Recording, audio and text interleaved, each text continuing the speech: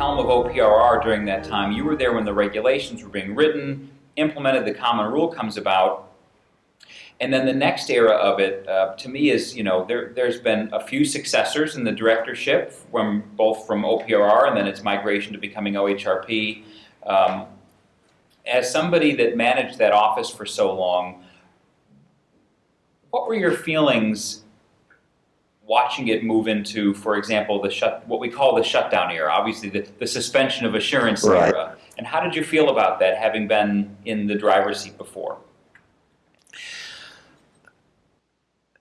I felt deeply concerned throughout my tenure, and I think it has, I've made reference to it from time to time in the course of our previous talks or previous sessions. I think I was well aware, partly because I was involved in setting up programs or helping institutions to set up their programs.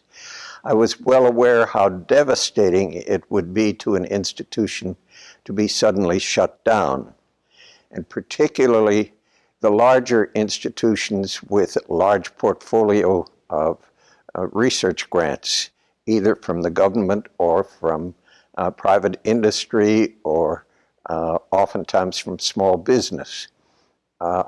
And so to the best of my ability, when we found a problem, we tried to deal with it quietly and give the institution, without much publicity, give the institution an opportunity to correct its own shortcomings. There were a number of institutions we ran across where the programs were either virtually non-existent or malfunctioning. We found places where the committee would meet and sign off on research without deliberation, situations like that. Most of that, because we had a small staff, most of that came by way of whistleblowers. And I think that was the link between Primer and the institutions, that there was, in virtually every institution in the country, there was someone who had come to Primer, been inspired and dedicated to the importance of proper and careful review of research. And when it wasn't happening, someone in that institution, usually a Primer member, would call us and say, you need to do a site visit at XYZ University because they're not following the rules. And I think the universities were utterly amazed at the kind of extended staff we had into virtually every institution in the country. Partly that worked because in virtually every case, I would call and pay a visit to the institutional official, usually a vice president for research, and talk about the fact that we were in a position to shut them down. We didn't want to have to do that if they could take 3 months and demonstrate that they could revitalize their program and bring it into full compliance. We would not take any public action against them. And that system worked very well. The one drawback was we had to make a report to Congress every year, and my office not reporting any violations, keeping them quiet between our office and the institution, we were criticized for not being tough enough. I think that really was a false criticism.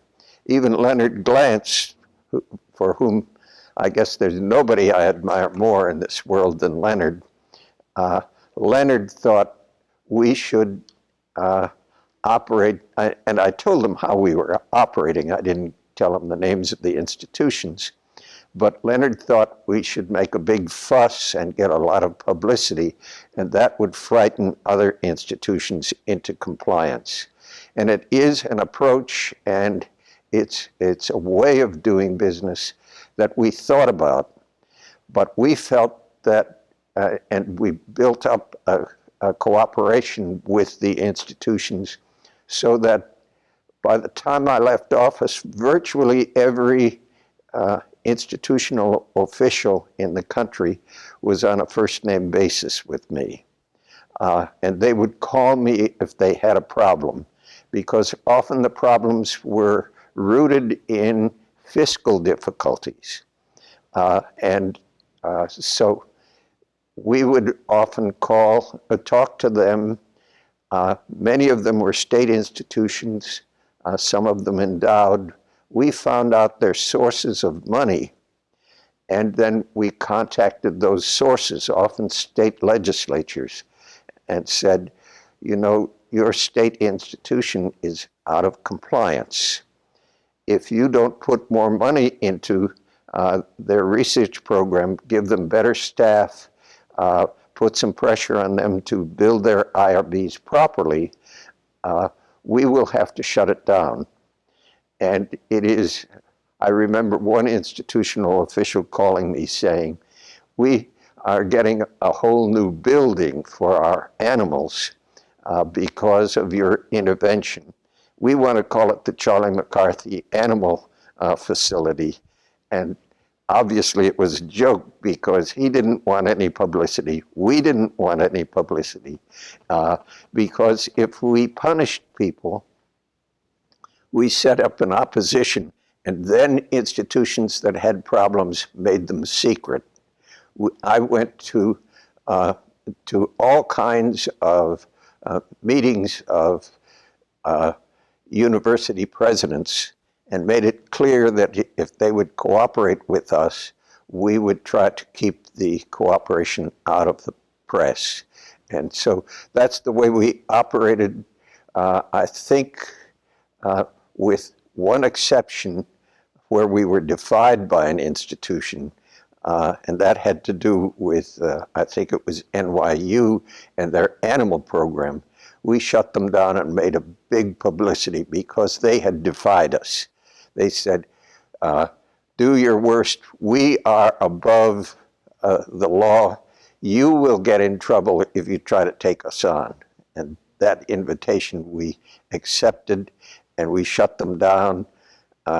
We caused great consternation. I remember the president of the university calling me at 3 a.m, and he said, I haven't been able to sleep all night, and I'm going to keep calling you so that you can't sleep all night. But eventually we forced them. They finally built a new vivarium. It cost them something like $180 million. They told the story around the country, and that was okay, because the other institutions realized we would be easy on them if they cooperated with us. And so hearing about one institution that defied us and lost the struggle only enhanced our ability to work with the rest. So that's how we handled it. When I left, Gary Ellis had a very different philosophy.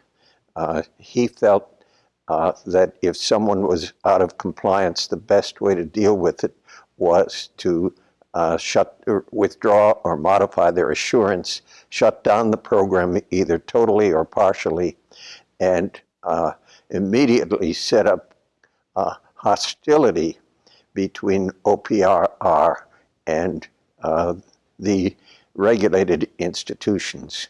And I think that finally did two things. One, I think it cost him his job because the institutional presidents have all kinds of access to congresspersons and senators.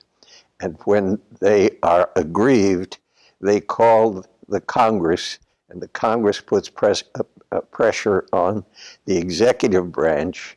And so I think Gary was hearing through the secretary, we keep getting complaints about your office. And eventually, I think that led to the movement of OPRR. It took a couple of years, but I think it is set in motion the political apparatus that moved the office to the department, which made good sense to me that it be in the department. But as always happens with transition, something was gained and something was lost. And what was lost, I think, was the kind of camaraderie we had when I was invited to meetings and dinners of presidents of universities to talk to them. I would usually be given only 5 or 10 minutes, and my message was a very muted kind of message that we can work with you if you have a problem. If you buck us, we can destroy you. And that message was shared over and over and over again with the university community. And so that may be at least a partial answer to your question. Well, I mean, you stayed involved during this period, and of course, being involved with Primer at the time, you were on the board during this, what we still call the shutdown era, and observed through that perspective the impact on, well, Primer. You know, our membership grows, attendance at our meeting grows. Right. It also leads to, in my opinion, it leads to the development of accreditation, professional certification. And those were positive things. Yeah, so the questions I have for you are not just a comment on those outcomes and whether you think they're positive, but it also did lead to, I think, unresolved questions about whether the focus shifted too far to compliance, regulatory compliance versus an assessment of the ethic, a look at the ethics of research. So if you could comment. I have some opinions. I'm not sure that I'm right. I've thought quite a lot about this.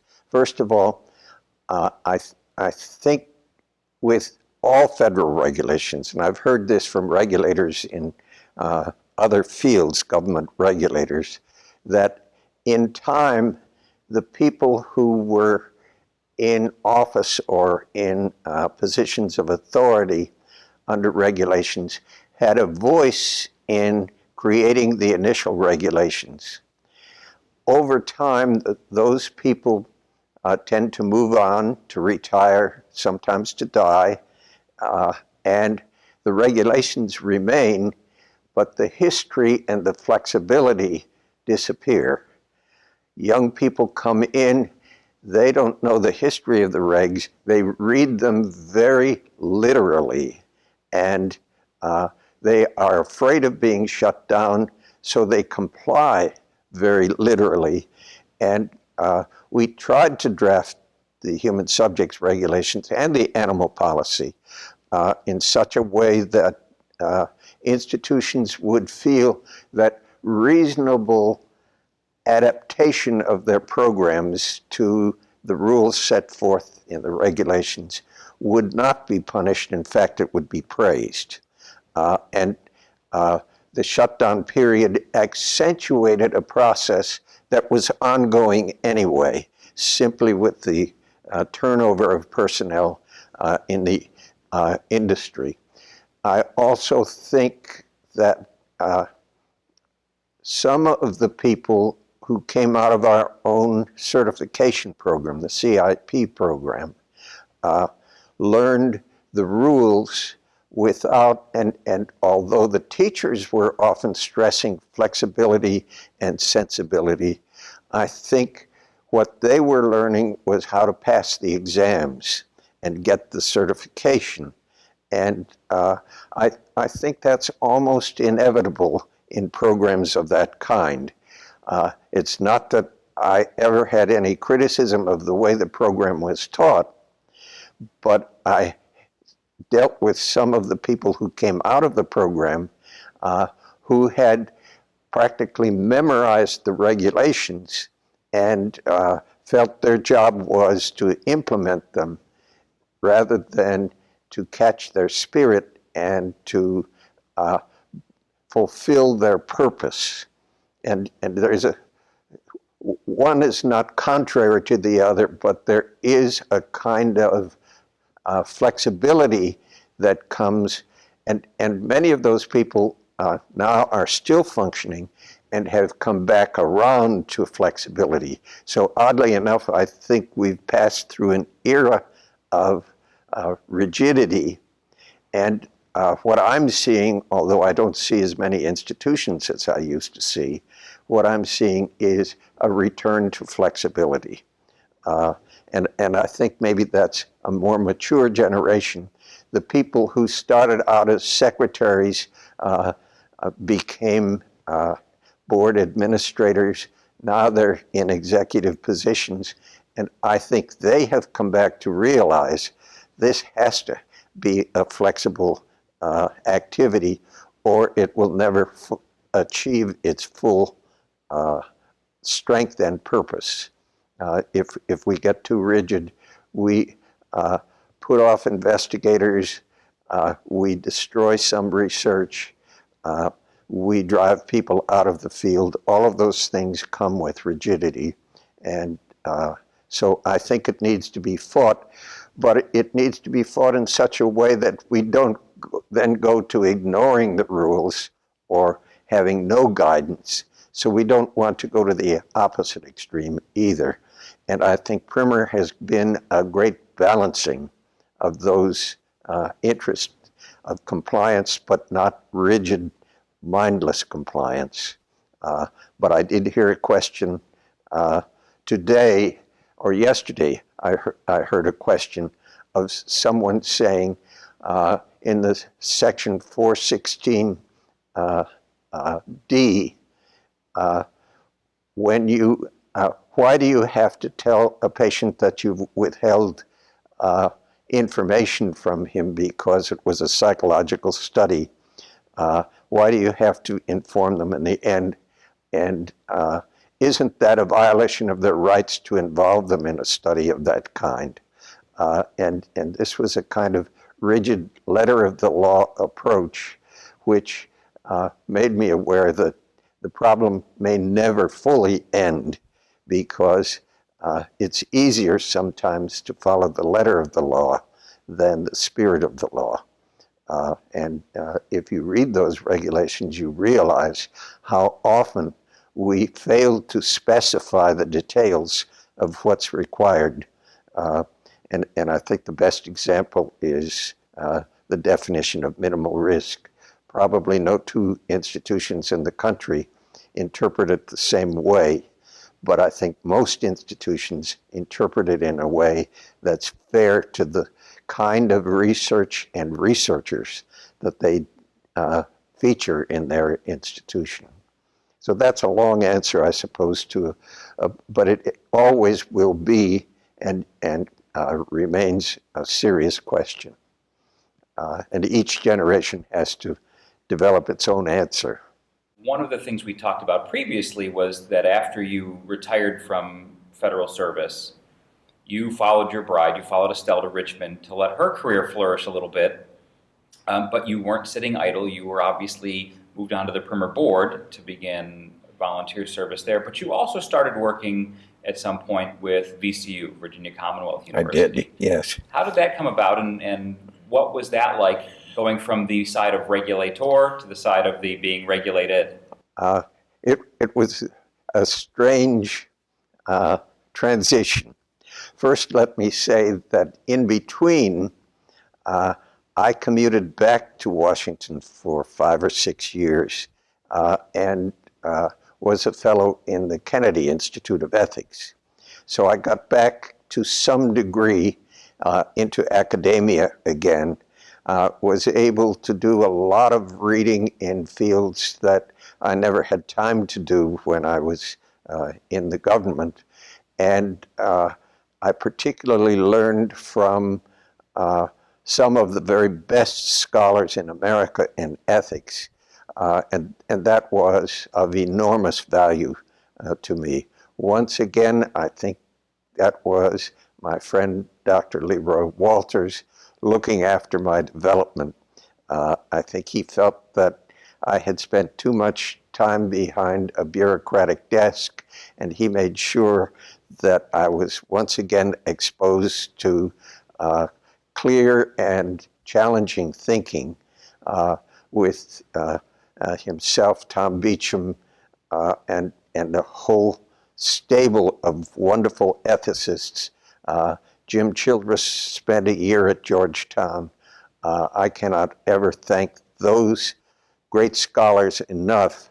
And I also learned that it's a lot easier to be a bureaucrat than to be smart enough to write an ethics book. And I remember writing papers, turning them into Tom Beecham, who tore them to pieces.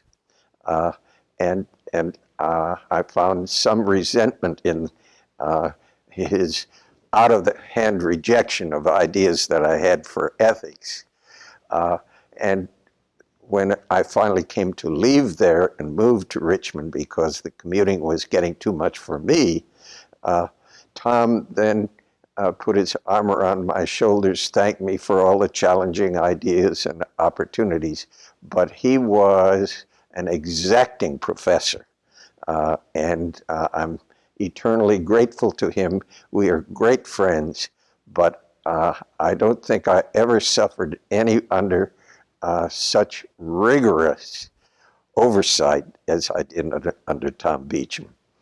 And I don't think he will mind if that appears in this film. Tom was very tough, very exacting, very brilliant, and could always punch holes in my very best ideas.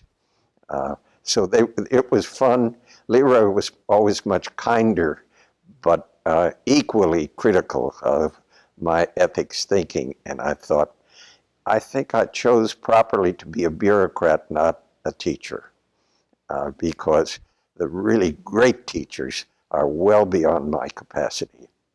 When I was at NIH, one of the research projects that worried me a lot was research conducted with drug addicts to try to help them to overcome their addiction.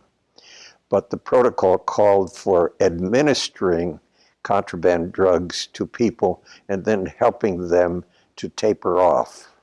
The IRB approved it, but I felt very nervous about that program and the program being covered by the press and it embarrassing NIH. I could imagine a headline, NIH gives contraband drugs to drug addicts.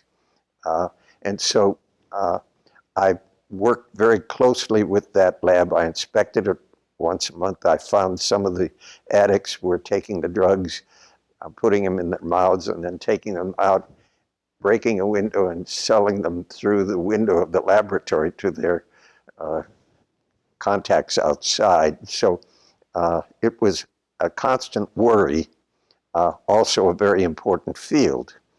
And when the director of that lab finally retired, he became the vice president for research of Virginia Commonwealth University. So when Gary Ellis and company shut down VCU very suddenly and dramatically and totally, Roy Pickens, who was the previous head of that drug laboratory, called me and said, "We've got a little problem down here. Could you come down for a few days?" And this was over the Christmas holidays. And so I went down to see him, and he hired me on January 1st, 2000 to try to straighten out the problems at VCU. What I found was a skeleton staff, half of, maybe a fourth of what they really needed, untrained. I found them doing all kinds of things that Gary didn't know about that made the situation far worse than OPR at that time had understood them to be. It ended up that every member of that staff was transferred. They were put in other jobs because their performance had been so bad. And nobody apparently had been looking at the office to see that the chairman was signing off approvals without even bringing protocols to the board. The investigators loved that because they could get instant turnaround on their protocols, and VCU had the reputation of having the fastest turnaround in the country. And of course, they probably did, but it was all illegal. Right. So that whole staff was cleared out. The chairperson left, and so I was left then with the process of creating a new office, in effect. And so I worked very hard at that for a couple of years. And then I told them, I think we now have a going concern. We changed one IRB to 4. We contracted with Western IRB to handle our overloads so that no IRB would be overburdened. We brought in staff. Most of them got CIP training. And when I felt that the office was running reasonably well, then I said, you know, I'm supposed to be retired. I'm an old man. And so they have kept me on the staff, but I'm largely a figurehead now. And it's run beautifully. I think it would be run as well as any institution in the country. So the predictions were, and I even heard from the president's office, you're going to destroy our research income because you're making it much harder to get things approved. And I'm very proud to say that we have quadrupled the research grants portfolio in 10 years. So I think good management did not hurt good research or the funding of research. So that's a little bit of that story. Roy Pickens retired, but I still am there mostly, I think, as an icon.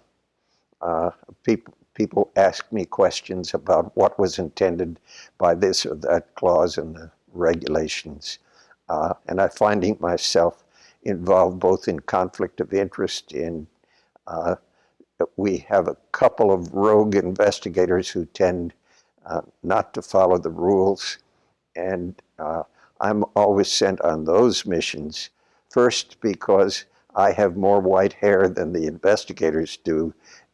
I'm older, and it's hard for them to blow up at me, whereas a young board chairperson who is much smarter is also junior to most of the people who break the rules. And so it's easier to send me on these missions of correction. And it's a small service I can offer to the university to discipline investigators and get them back into compliance. And we have a very alert staff, so I don't think many people get away with much. I'm paid for 20%, which would be 1 day a week. I have no idea how much I work. I work a lot from home, reviewing protocols and the like. Some weeks I may put in 40 or 50 or even 60 hours. Other weeks I don't do anything. So nobody keeps track. I don't keep track. I do what I have the energy to do, and people seem to be satisfied with that. So yes, my contract pays me 20% of full-time, but I have no idea, and I would rather not know. But you enjoy it. Oh, I love it. I live in a retirement community where the average age is about 82.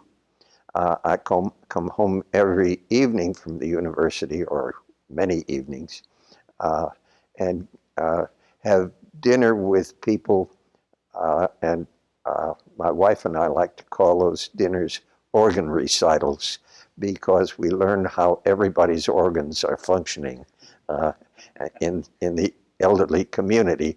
And so they're wonderful people. Most of them have had stimulating, wonderful careers, but they're old and looking inward. And the university is a great antidote to that aging mentality.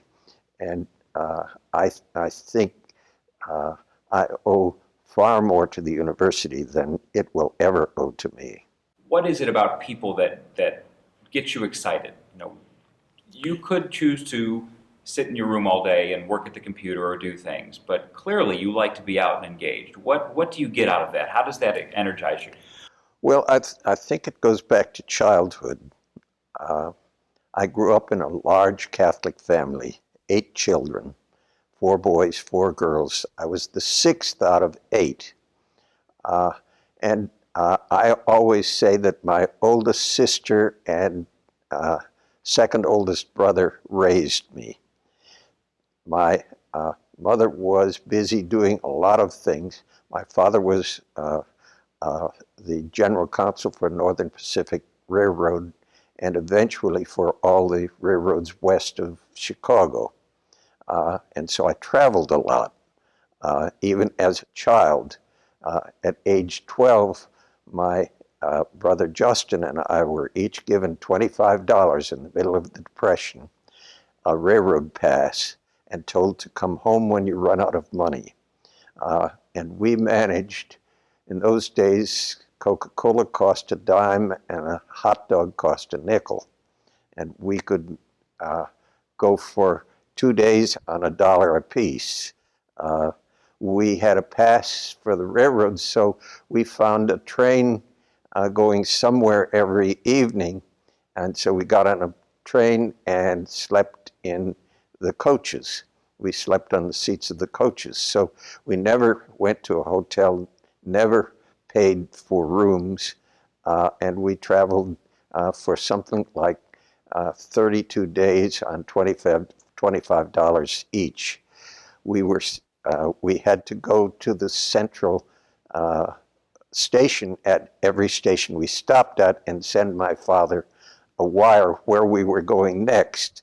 So he was able to track us and was able to, we didn't know it, but he was contacting conductors, engineers, and others in the railroad to keep an eye on us all the time. But we thought we were completely independent, and we made all the decisions ourselves and had a wonderful time. We went to the San Francisco World Fair. We rode horses in Montana. We went up to Canada. We went down to the Southwest. We went everywhere. And we were young enough so we could. The one thing we didn't do very often was bathe. So we probably were not very fragrant.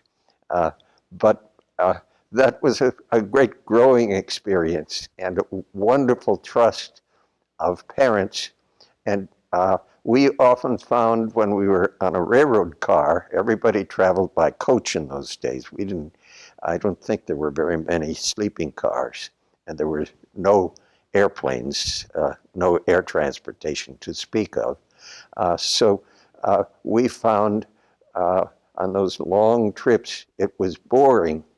So we started interviewing everybody in the seats behind us. We would usually get the front seats, and we'd go back through the car asking people questions.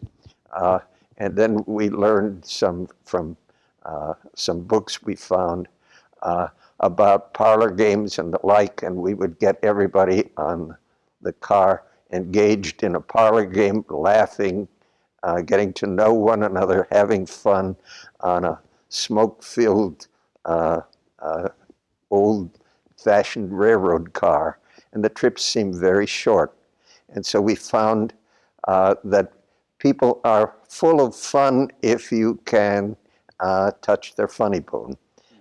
And we learned from several books that we bought, or in fact, I think we got them from our older brothers and sisters.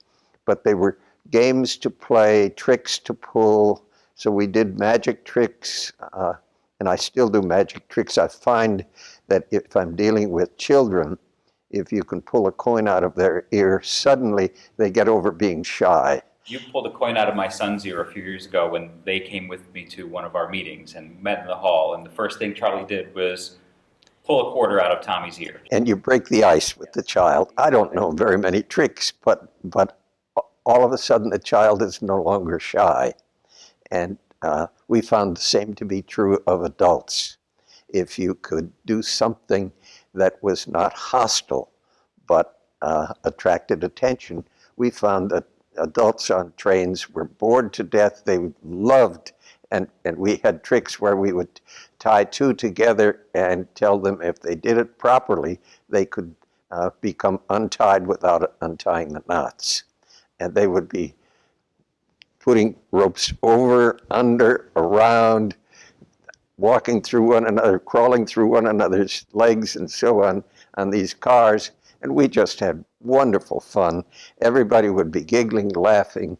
And so I suppose at a very early age, I learned that life is much more fun if it has a social quality to it.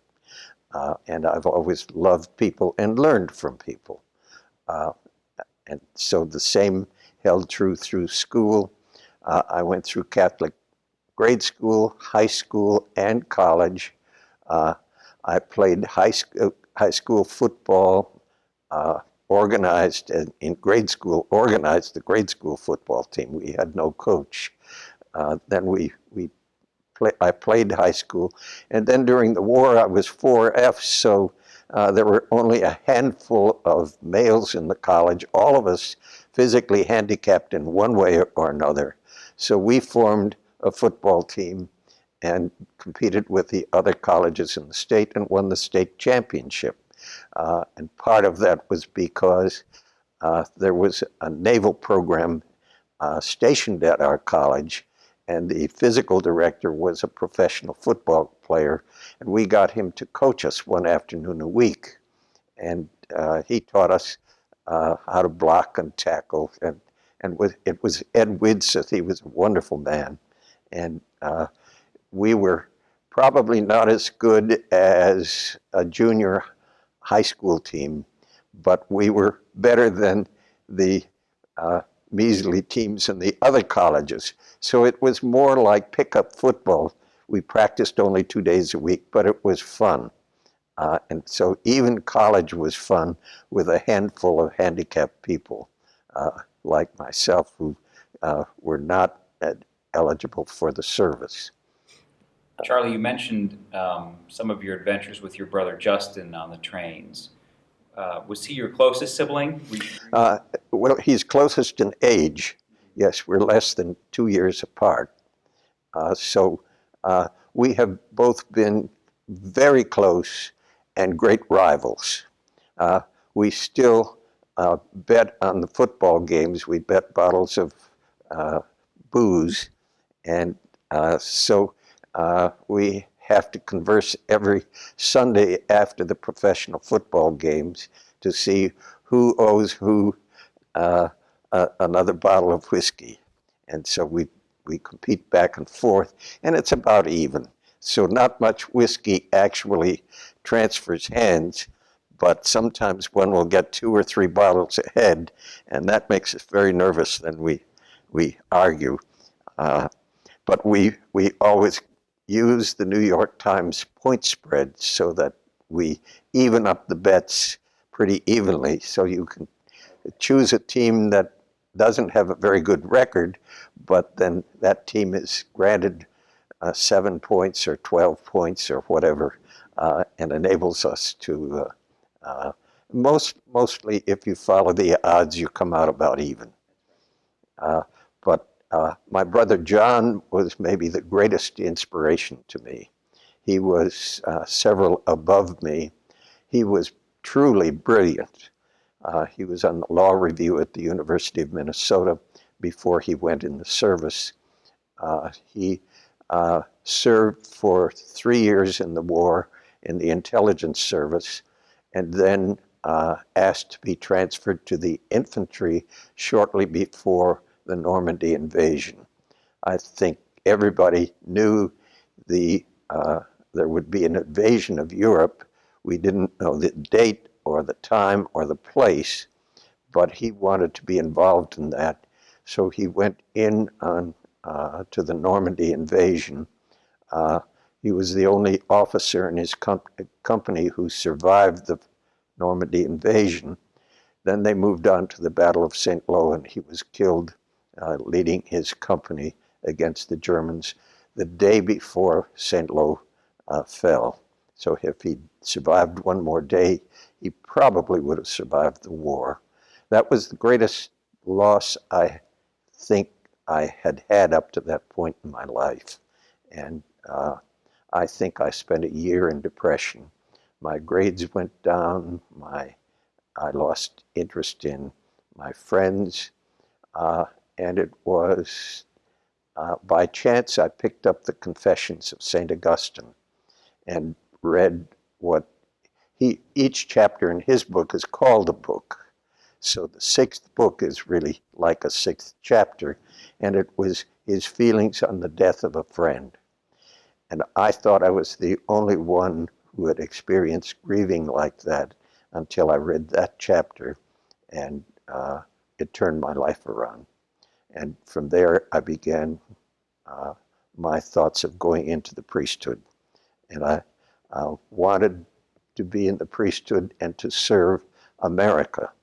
And so I joined the Paulist Fathers, who are dedicated to relating Catholics to other religious bodies, particularly Christian, but also Jewish and other religious bodies as well. So I wasn't interested in ministering to Catholics. I was interested in creating liaison with Christians of all faiths and all backgrounds. So I became a Paulist Father. I went through the seminary in Washington. They selected me to go on to come back and teach in the seminary. So I then went on to the University of Toronto, where I got a degree in philosophy and then a PhD. And what I really wanted to do was reach out to people through civic and social organizations. So I got a degree in political science, and I did go to Toronto because they didn't teach political science the way they do in the States. If you study here, you learn how to measure and predict elections and outcomes and do surveys and the like. If you study there, you study the rationale and the purpose of each political movement, and you try to understand political philosophy and what makes movements work, what motivates people, and the like. And I really had a wonderful experience of going all through Greek society, Roman society, French society, English society, and finally the American experience. And I just thought it was the proper way that political science or political theory ought to be taught. So it was not, and I still don't know how to measure or predict an outcome of an election. But I found that kind of training suited me for all the rest of my life. So I was in the priesthood 15 years, did all kinds of activities, including teaching at Catholic U, at George Washington University. And there I had a wonderful experience because they had a night course. In those days, there were virtually no women in Congress. I think there might have been one. The transportation system was not as efficient as it is now, so congressmen brought their families to Washington. So I taught political science and political history to the wives of the members of Congress, and I got to know an awful lot of them. And they were brilliant people who had, I think it was discrimination against women, I'm not sure why. None of them had ever been in a class of political science. And here they were married to congressmen. They had no idea how the Congress worked. So I taught myself to be an expert in how laws are formulated, made, passed, all the rules of the House and the Senate, and got to be friends with women whose husbands were on both sides of the aisle. And I think my star pupil was Tom Eagleton's wife. And I remember her coming to me in tears. Eagleton was nominated to be vice president and then somewhat disgraced because he had had psychiatric counseling. And it really undermined his career, at least for a few years. And I remember his wife coming to me in tears and trying to console her. I was still in the priesthood at the time, and so I was functioning both as a teacher and a minister all in one. And so touching things like that, where you get to know the congressman and the sacrifices and the efforts that and the cost to families was a great part of my education. So it was fun for me to teach them, but they taught me an awful lot and prepared me. So a very quick footnote then, when the encyclical in 1977, the encyclical Humanae Vitae was published, which prohibited for Catholics the use of contraceptives. I made a very serious study of that issue and joined with 42 other priests in going to Cardinal McIntyre and saying that we said, the Dutch have not promulgated this because they don't agree with it. It's not based on scripture. The Canadian bishops have not published it. The American bishops ought not to publish it either. It's a phony document, faulted in many ways. The result was Cardinal McIntyre defrocked all the priests who protested. And so that ended my clerical career in protest. Although it's amazing, that I did not know that, that is how you had to step out of the priesthood. As you were talking, I was thinking that some of the things that we've talked about before, anecdotes about your work trying to help with the troubles in Northern Ireland, really now I see where some of this comes from with your Paulist training and reaching out to other Yes. Non-Catholic Christian denominations, your study of political science in Toronto certainly contributed to your skill set there. And then obviously you married a non-Catholic. I did, who was an educator, by the way. She was she twice won the award as the leading religious educator in America. So she was very skilled in education and in training teachers and educating teachers to be teachers. And the churches need that. They often find a willing person in the congregation and give that person a lot of educational responsibility with no training. And it leads to all kinds of poor religious education, which ultimately is maybe as harmful to the church as it is beneficial. So she made her career one of educating religious teachers on how to teach religion. And of course, I was her star pupil. Oh, I'll come back to Estelle in a minute. But there is some irony in that and having to relinquish the collar allowed you down the road to fall in love and marry Estelle. But before that, when the church took away your priesthood, how did you react to that? How did you feel? It was through the priesthood. One of the people that I worked with was a man who had stopped practicing his Catholicism. And I worked with him a little to try to help him to understand that most of the things he disagreed with, I did too, but I did not think any of those things were central to the faith.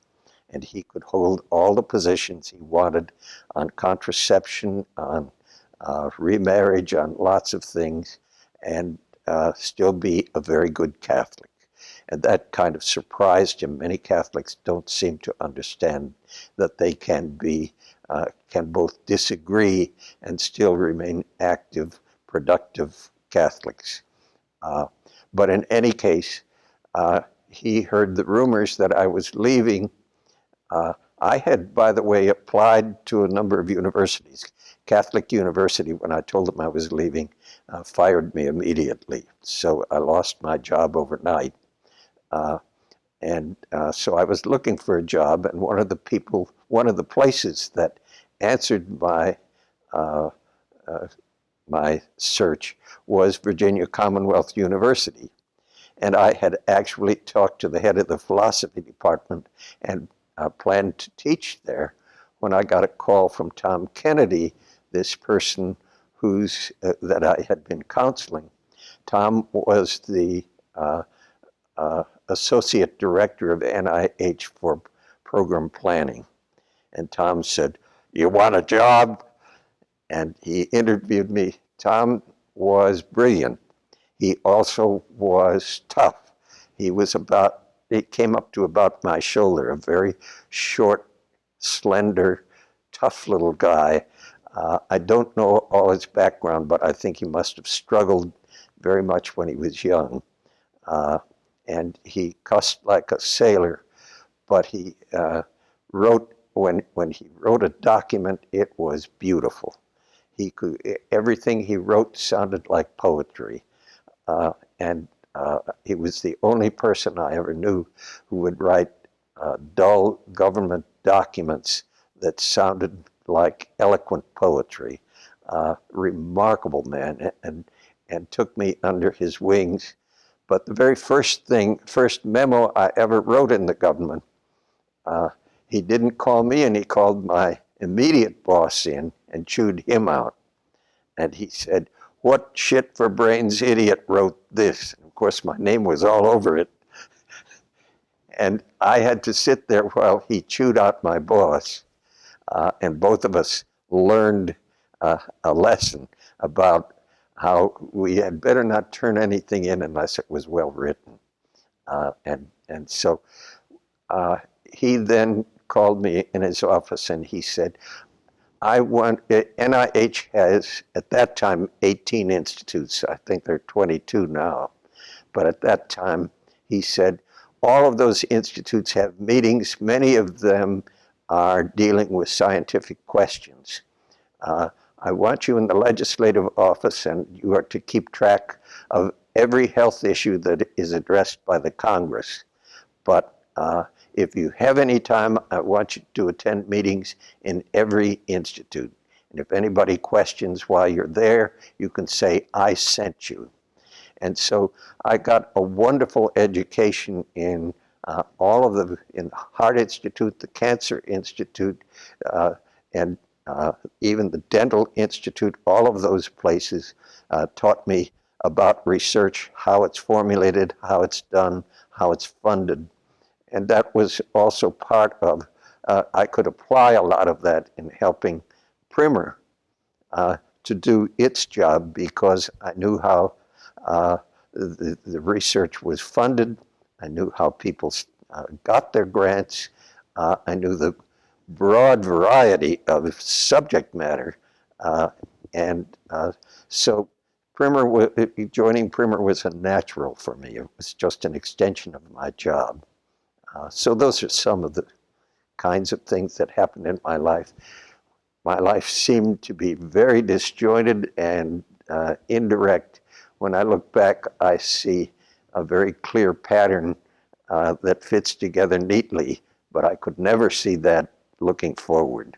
I never planned to be out of the priesthood. I never planned to work with Primer. I never planned to work at NIH. None of those things seemed to make any sense or to fit into a life plan.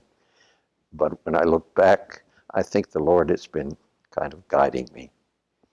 No longer being a priest put you in a position to marry. What was your wedding anniversary? My wife died on our 39, just after our 39th wedding anniversary. So we were both in our 40s when we were married, so we don't have those 65-year-old marriages like most of my colleagues, but as I look back, I only remember one argument with my wife, and I don't know any other couple that seemed to just be suited to one another as much as we were. It was a wonderful experience, and she taught me so much and was so good and so competent. So it's a great loss to me that she's gone. But on the other hand, I no longer have any fear of death. I fear maybe a long protracted illness or loss of mental capacity, but I don't fear death. I think the Lord has taken care of me so far, and it's pretty clear that He won't abandon me now. So I don't know what more to say about those things. It was a very personal, wonderful life, and we both have big families, so we still keep in track. The last time I went to Minnesota, where I grew up, I went on short notice, so I let them know I was coming, and only 45 of my relatives showed up for a very unscheduled, very quick get-together. But I will probably go back this year and let her give a little more notice, and it may be as high as 90 or more of nephews, nieces, cousins, and they're great and they're very supportive. How many of your siblings are still with us? Just two. I have a brother who worked for the Wyeth Corporation, and so he taught me quite a bit about the drug industry. He worked 43 years for Wyeth, which has now been bought, and I've forgotten twice or three times over, so I'm not even sure which company it's now a branch of, but he was with Wyeth through its full development when it became one of the major companies in the country. And so we argue a lot, we fight a lot about how drug companies should perform, how they should relate to universities and the like, but we're very close. That closeness born of our early trip when we were still, that's Justin. I have a sister who is a nun who just got all kinds of decorations. She entered a convent that of nuns who were not supposed to leave the convent. She was so outgoing, perhaps out of the same kind of upbringing that I had, that they made her, one sister has to go out and do the shopping, buy the clothes, buy the groceries, do all those kinds of things for the convent. So she was not there more than a few weeks when they decided she was too restless to keep in the convent. So she became the out sister. And she just had her 60th anniversary as a nun, and she's still the out sister. Now she leads, she's very fluent in French, and she is the nun who goes to all of the convents and keeps track of their history. So she writes the history of the whole visitation order all over the world, always traveling, and mostly when she goes to France, she talks to the airlines. They hire her to lead tours through France. So here is a cloistered nun who has traveled more than any person I know. And so it seems like a contradiction in terms, but it exactly fits her character and her personality. When she's not doing that, she's directing plays. She recruits high school kids from all over the Twin Cities in Minnesota and trains them and puts them into plays. So she always has one play playing, one play practicing, and another one that she's trying to figure out how best to direct it. So she's a very busy active person of the world, even though she's a visitation convent in a cloistered community. And that seems to me somehow that God writes straight with crooked lines, because when she went into a cloister, I thought that's the last place in the world you should be. And I think she now would agree, but it's simply her base. It certainly is not her lifestyle. Were any of your other siblings ordained as No. priests or nuns? No. But my oldest sister loved children. She had 12 of her own. And always, in those days, abortion was very rare. She always had unmarried pregnant women that she would invite into her home, oftentimes 2 or 3, and she was a nurse. She would manage them through their pregnancy and help them to get it established. Sometimes they would stay 3 or 4 months, sometimes a year or more. So she always had a household of 15 or more people, and always helping those who had problems or troubles. Some of those women put their children up for adoption, and so she had cultivated a number of lawyers who would handle those adoption cases and so on. So she, even though she was a trained nurse, she worked at all kinds of social issues. And I think we gathered that kind of attitude from our father particularly. My mother was very gifted, but somewhat more withdrawn. She was a lawyer's wife, and in those days, it was considered to be a kind of stigma for a lawyer whose wife had to work. So he discouraged her from working outside the home. Culturally, that was the thing to do in those days. However, she was very gifted, so she got herself a job working at home, but she designed Christmas cards. And she designed the first Christmas card where if you open it, the figures stand up. And the first card was her husband, herself, and their 8 children all standing up. And then the second year she did it, she added sound, so they all said Merry Christmas.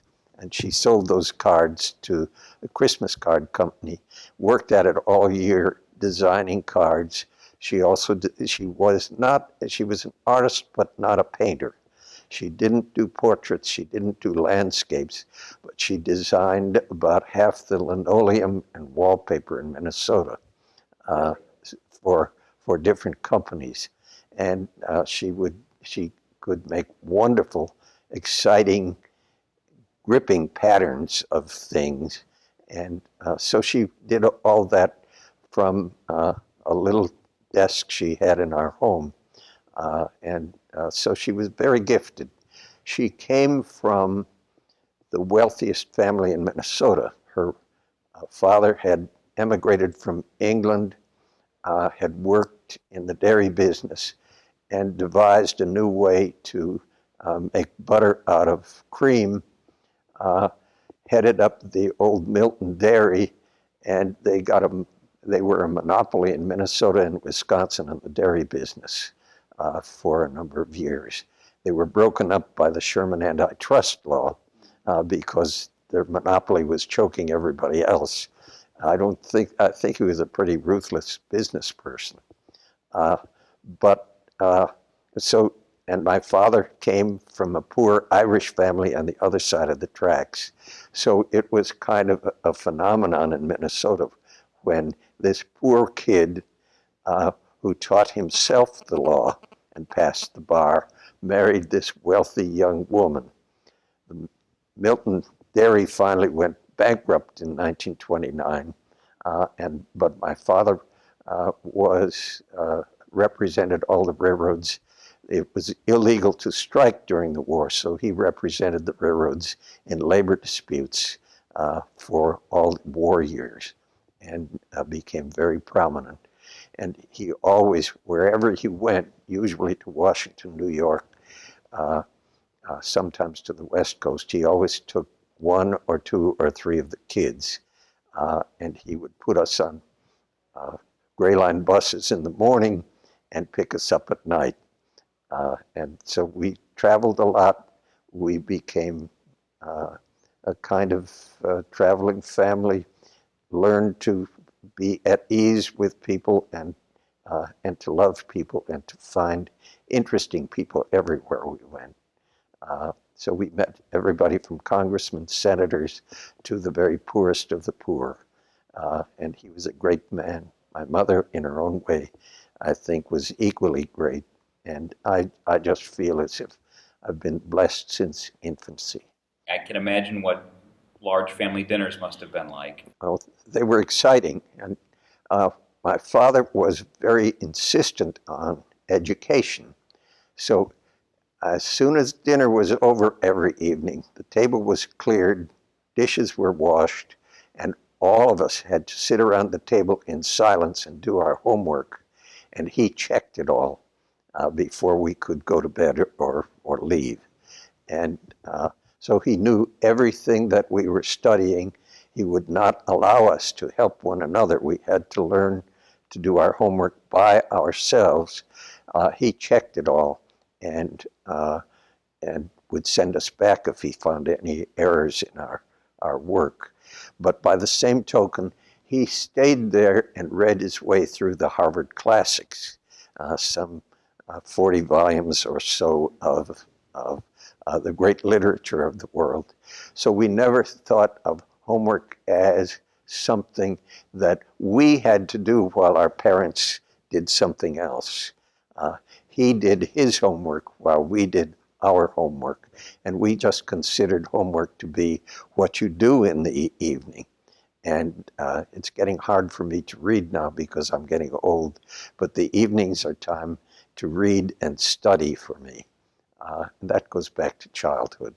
And I never thought of study as being in any way detrimental or a punishment. And I think kids have to learn that study is a privilege, and one ought to cultivate it from childhood forward.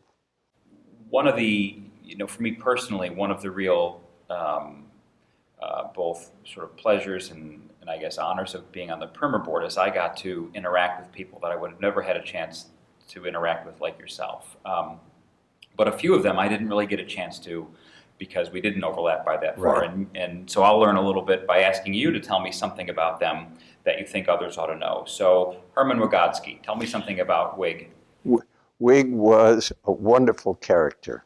When we first published the regulations for the protection of human subjects as proposed rules, John Petrocciani from the FDA and I traveled to major cities all over the country and held hearings so that mostly the university community could let us know what they thought was good about the regulations, but also what was bad. And so when we went to Houston, John and I held these hearings. They were advertised ahead of time in the paper, and lots of people from the universities came. From the University of San Antonio, Texas, came a man, Herman Wygotsky, who I later learned had created the tests for naval and Air Force pilots during World War II, the psychological tests of who was psychologically equipped to fly combat airplanes during World War II. He was a psychologist who taught at University of Texas, San Antonio. He was a short man, a broad man, a red-faced man, and he stood up in the meeting and he said, I would like to say that you people who have put out these rules for comment are the biggest idiots in America. And you have a lot of hubris for even holding hearings on these issues. And John Petrocciani, who was about the mildest mannered man I know, said, Dr. Wygotsky, we also have your letter. It's very long. You have about 50 criticisms of the regulations. We haven't got time to hear you through this whole hearing, but would you have lunch with us? And he said, I'll buy you lunch. And by the end of that lunch, we were great friends. And I learned that about Wig. I don't know where he learned it. But he started every conversation, probably in his whole life, in a controversial way, and ended up agreeing or finding a way to agree with with people who started out as opponents. And so Wig offered us very constructive criticism, and then he came to primer meetings and told Joan Racklin that she didn't know what she was talking about. This whole idea was stupid, and they ended up being great friends, and he ended up on the primer board. His wife's father had owned a department store in San Antonio. When they were married, the department store was about to go bankrupt, and Wig ran the department store and turned it into a great profit and became a millionaire.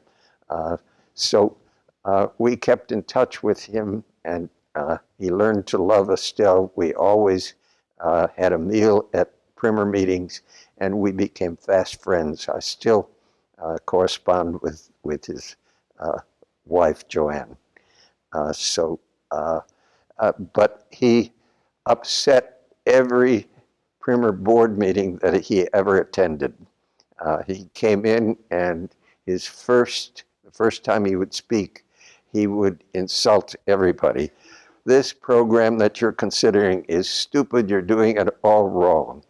And he would get everybody on the defensive. But the end result of his contribution was that people would rethink the programs and make them better.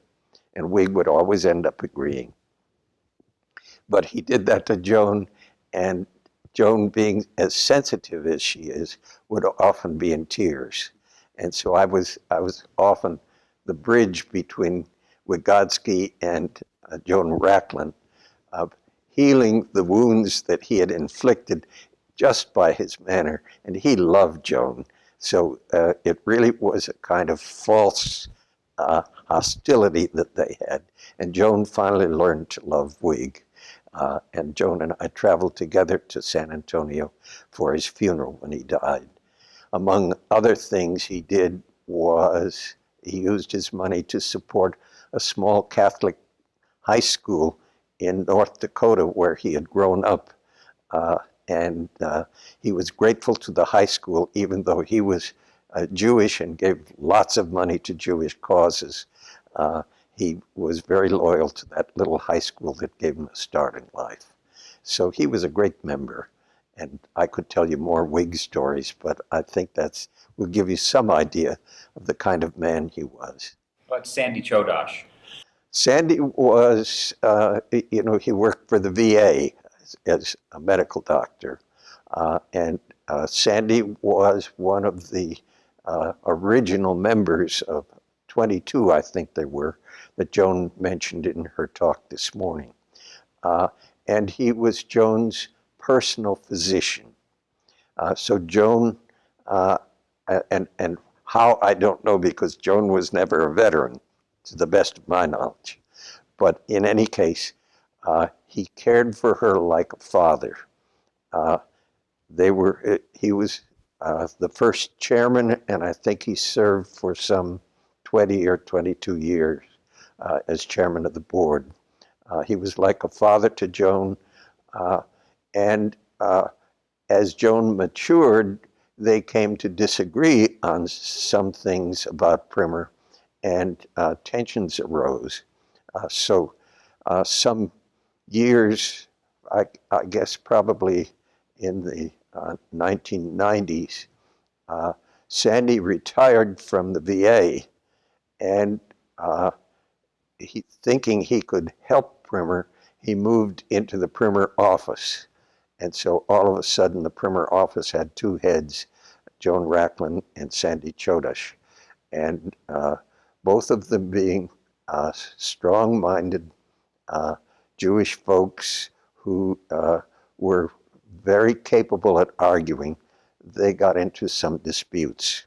And probably the best thing I ever did for the Primer board or the Primer community was the board asked me to serve and head up a small committee to heal the breach.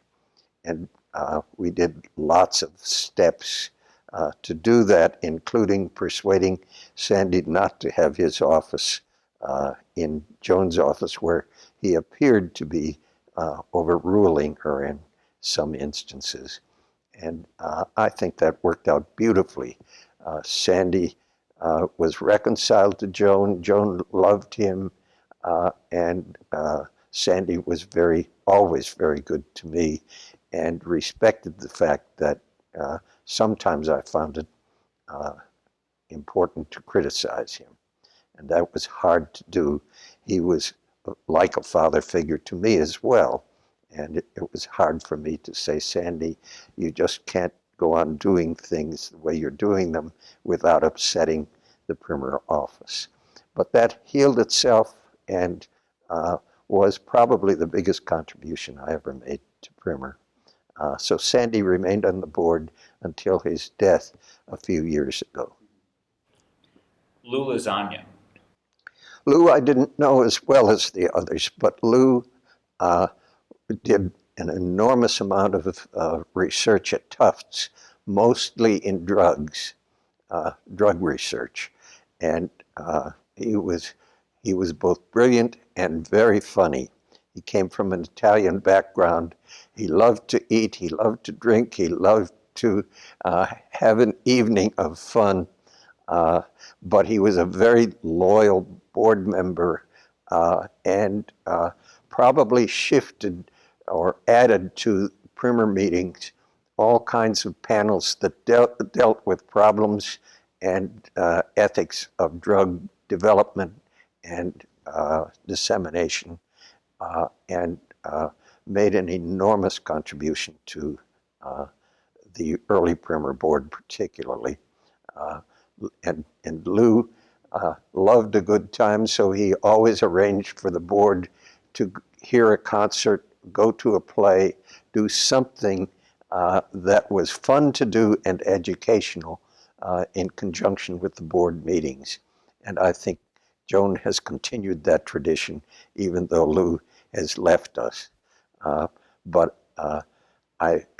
whenever there would be a strong disagreement in the board, Lou would say something funny, and the tension would go out of the room, and we would go back to work and resolve whatever the issue was at the time. So he was a great member and a great man and a great person. More recently, we lost Harry Rosmerick.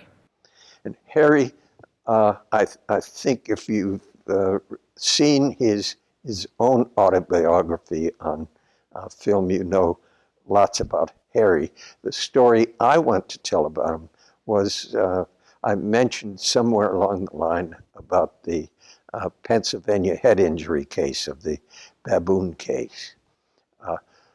Pennsylvania is University of Pennsylvania is one of the oldest universities in the country. And so consequently, they had a system where every member of the faculty who used animals was in charge of caring for his own animals or her own animals. They were all over the classrooms of the University of Pennsylvania. They oftentimes were kept in classroom buildings. They were not properly kept or cared for. A few of the faculty maybe knew how to care for lab animals, but most of them did not. And so we gave Pennsylvania, we talked about shutting down institutions. We gave them 30 days to changed their plans to build a vivarium, to begin building a vivarium, and to begin to get more veterinary care for the animals and put them under some central authority that knew how to care for animals and would make certain that they were properly cared for. There were big demonstrations at Pennsylvania, arguments. The animal activists were very active there. The faculty were resentful of the fact they were losing authority over, or direct authority over their own animals. And so the veterinary staff at Pennsylvania resigned, and here we had this major revision going on and no veterinarian. And I inquired around where could we find a veterinarian, and we found that Harry had finally retired from the armed services. And Harry did not want to go to the University of Pennsylvania, but I called him and persuaded him, and he went there, and within 3 months, all of the tensions at University of Pennsylvania disappeared. Everybody learned to trust Harry. He revised the system. He centralized it. He trained good veterinarians. He trained investigators in animal care and use, and brought about peace in a very troubled place.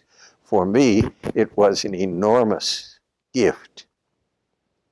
I had stirred everything up at Pennsylvania and then couldn't find anybody to resolve the issues locally, and Harry stepped in there.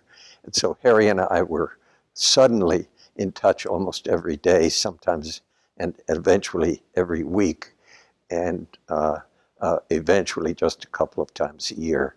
When he finally got the job under full control, then he left it because he never wanted to be the vet at University of Pennsylvania.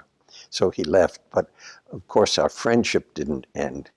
And I loved to come to Primer meetings because Harry and I always had a meal together, and I always had a few belly laughs, and we had wonderful camaraderie. We never talked about animals again. We always talked about other things that we found interesting or funny. I appreciate the opportunity to kind of reminisce. These have been great years with Primer, great years in OPR, great years in a very busy and diversified life that somehow now seems to have a unity to it that I never saw when I was living it.